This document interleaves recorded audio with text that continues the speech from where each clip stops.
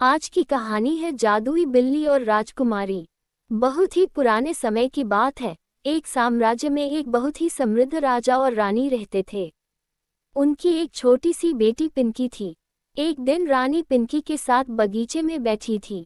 तभी अचानक झाड़ियों से एक बिल्ली निकली जो बहुत गंदी और घायल थी।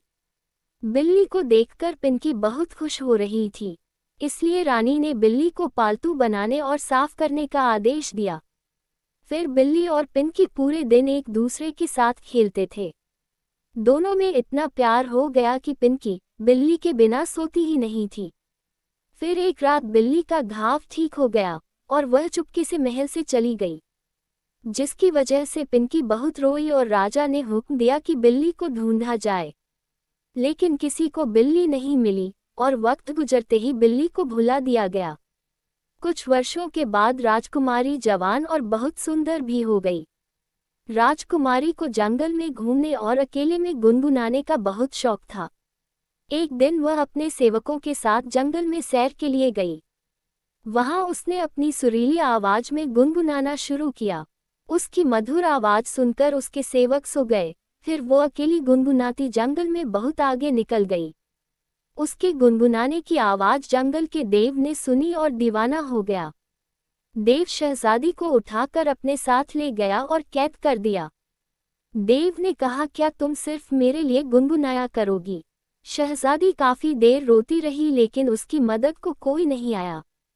फिर देव ने शहजादी को नहर से पानी लाने को कहा और बोला, अगर तुमने भागने की कोशिश की तो मैं तुम्हें ढूंढकर मार दूंगा। राजकुमारी रोते रोते दरिया किनारे पहुंची तो वहां उसे वो बिल्ली मिली जिससे वह बचपन में खेला करती थी। लेकिन वह उस बिल्ली को पहचान ना सकी। राजकुमारी को बिल्ली बहुत प्यारी लगी। राजकुमारी ने बिल्ली से कहा, क्या तुम मेरी दोस्त बनोगी? जिस पर बिल्ली ने हाँ में सर हिला दिया।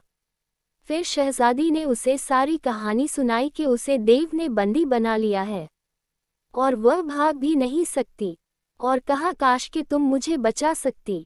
राजकुमारी की यह बात सुनकर बिल्ली एक राजकुमार में बदल गया, मगर उसके सर पर बिल्ली के कान और कमर पर बिल्ली की पूंछ अभी भी मौजूद थी। राजकुमारी यह सब देखकर बहुत हैरान हुई और बोली, तुम कौन हो?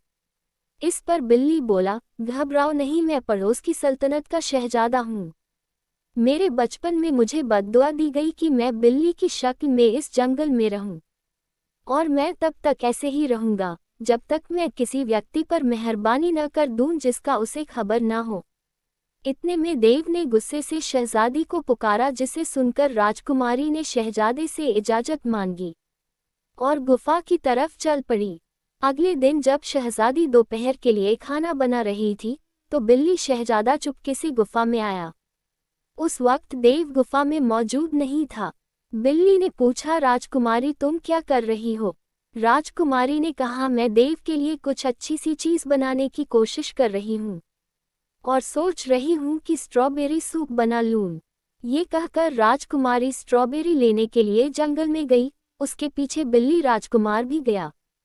राजकुमार ने इस सूप में पास पड़ी काली मिर्च की सारी बोतल उंडेल दी और फिर राजकुमारी स्ट्रॉबेरी लाए और उसका सूप बनाया। कुछ देर बाद देव आया तो राजकुमारी ने उसे वह सूप दिया।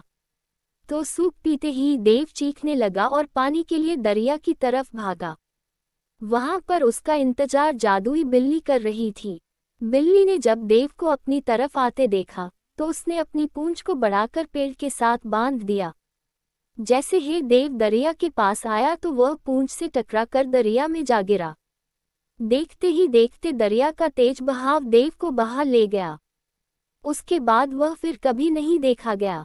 कुछ देर बाद राजकुमारी भी दरिया पर पहुंची तो जादुई बिल्ली ने उसे बताया कि मैंने तुम्हारी जान हमेशा हमेशा के लिए उस देव से छुड़वा दी है, अब तुम आज़ाद हो। ये कहकर जादुई बिल्ली ने राजकुमारी पर जादू किया और वह बेहोश हो गई। फिर बिल्ली ने राजकुमारी को महल में छोड़ा और वहां से चली गई। जब राजकुमारी नींद से उठी तो उसे कुछ याद ना था। अब जादुई बिल्ली की बद्दुआ भी खत्म हो गई थी। कुछ रोज बाद राजकुमार बिल्ली राजकुमारी का हाथ मांगने आया और राजकुमारी ने उससे शादी के लिए उसी वक्त हाँ कर दी। फिर दोनों की शादी हो गई और वो दोनों हमेशा के लिए खुशी खुशी रहने लगे।